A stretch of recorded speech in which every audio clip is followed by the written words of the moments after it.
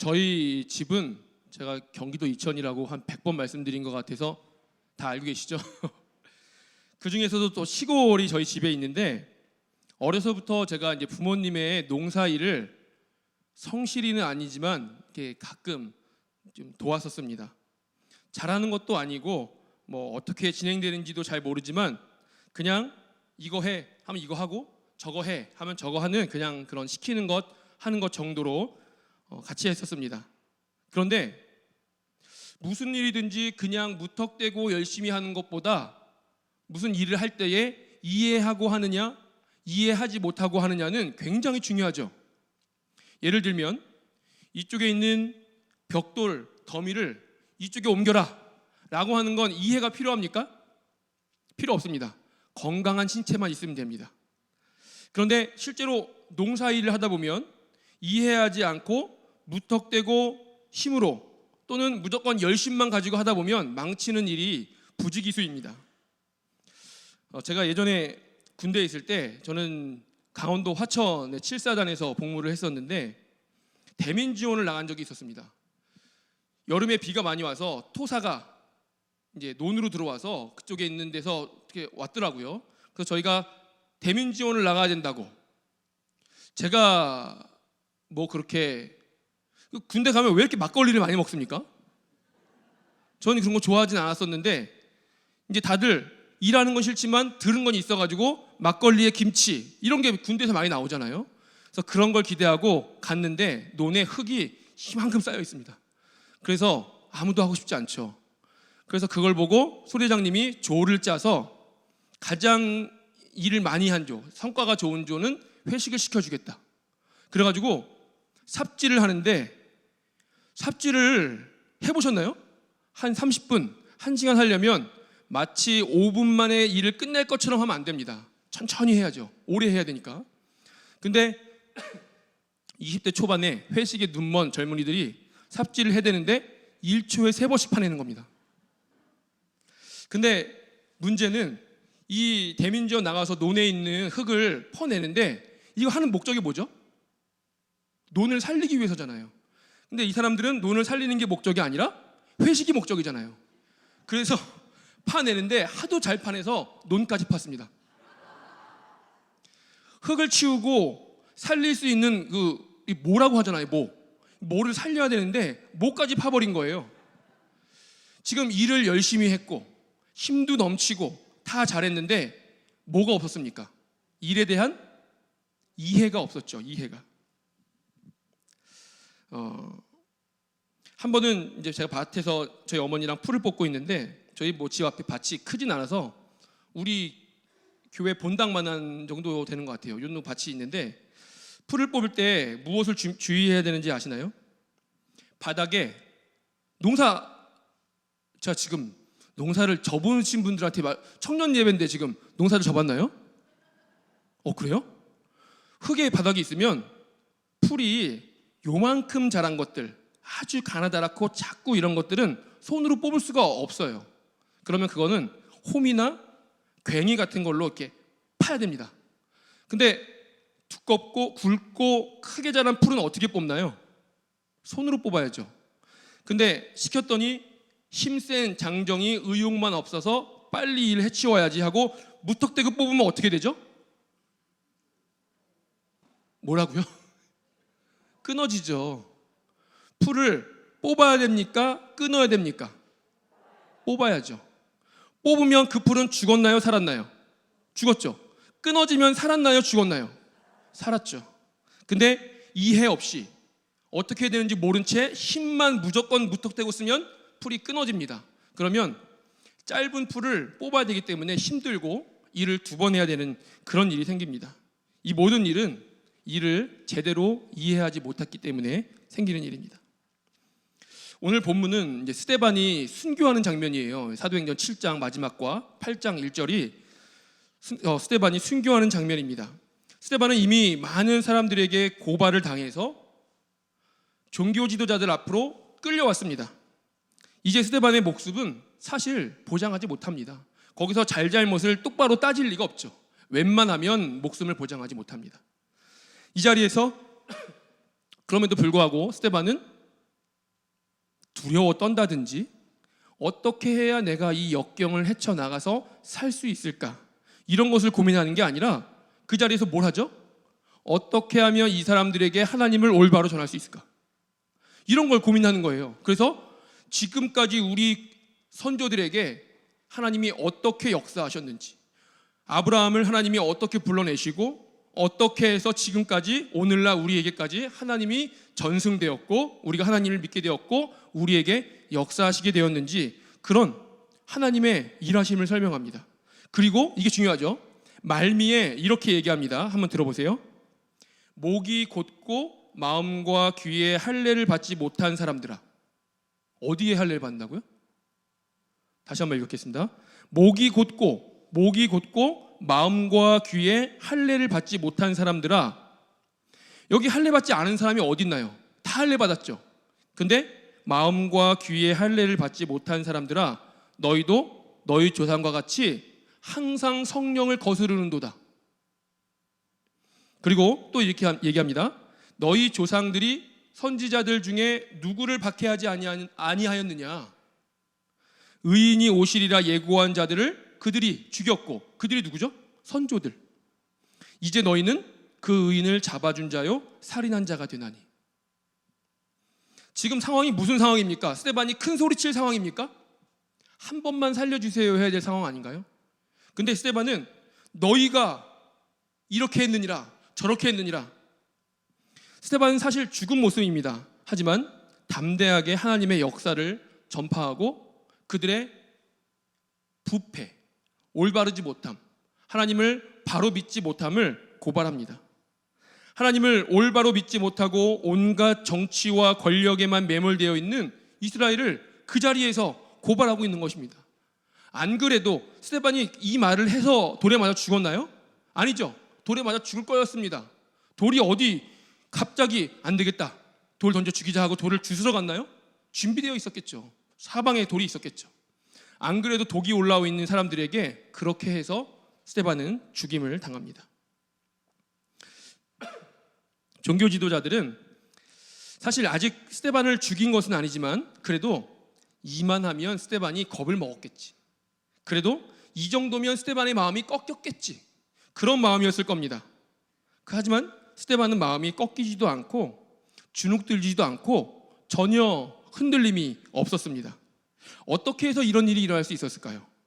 어떻게 해서 스데반처럼 그런 행동을 할 수 있을까요? 스데반은 성경 공부를 많이 해서인가요? 예배를 많이 드렸기 때문입니까?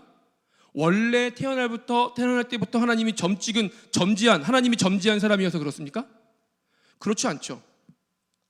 그것은 그 이유는요, 종교 지도자들이 스데반을 우습게 봤기 때문입니다. 뭘 우습게 봤냐 하면 스데반을 제대로 처리 못했는데 먼저 마치 풀을 뽑을 때 힘 조절을 못해서 요령껏 잘 뽑아서 뿌리채 뽑아야 되는데 스데반의 뿌리까지 뽑지 못했기 때문입니다. 종교 지도자들이 스데반을 뿌리까지 뽑아버려야 되는데 뿌리채 뽑지 못하고 끊어졌습니다. 살아있습니까? 죽었습니까? 살아있죠. 스데반 살아있잖아요. 그래서 스데반이 그런 말을 할 수 있었던 것이죠.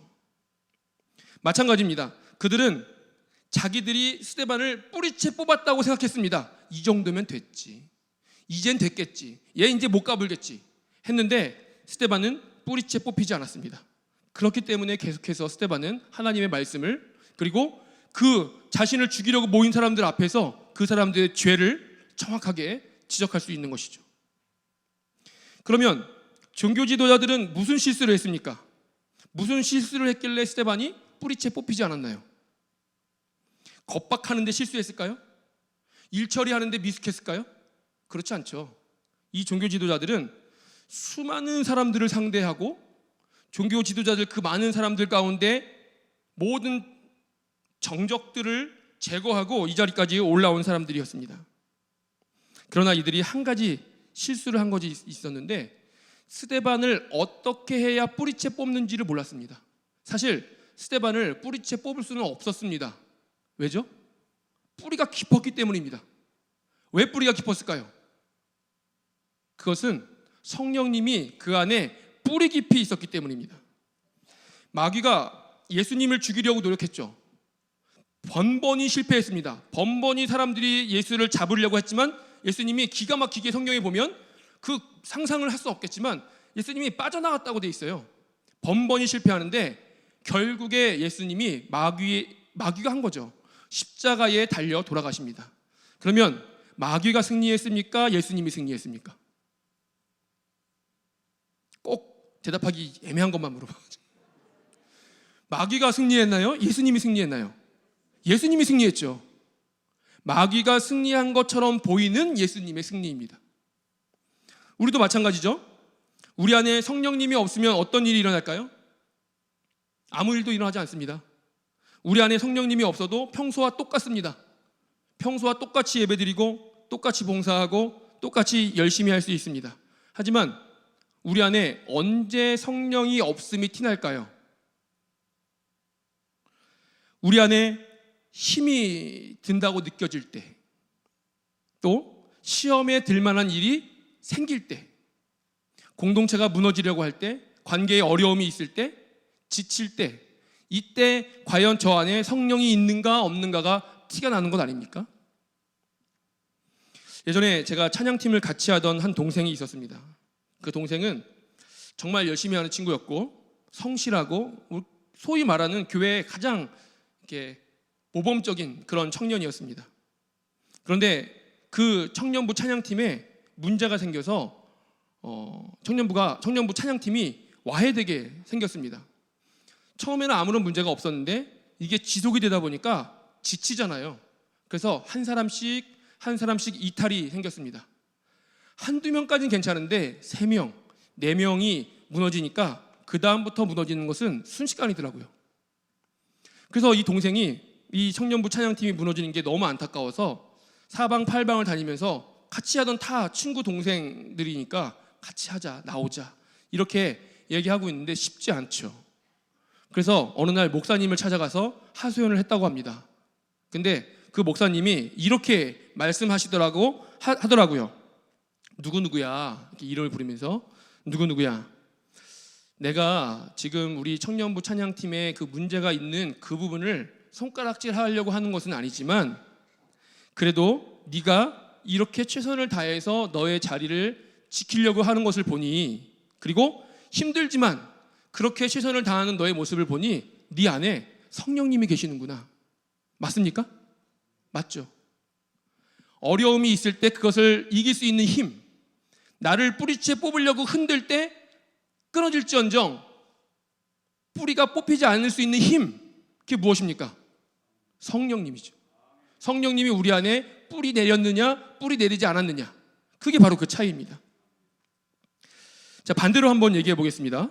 그러면 우리는 마귀에게 승리합니까? 꼭 이런 것만 물어봐요. 우리는 기도하죠, 찬양하죠, 말씀 듣죠, 예배하죠, 교제하죠. 교제에서 서로 사랑하고 허그하고 고백하고 그렇게 합니다. 그러면 그렇게 하니까 그럼 우린 승리한 겁니까?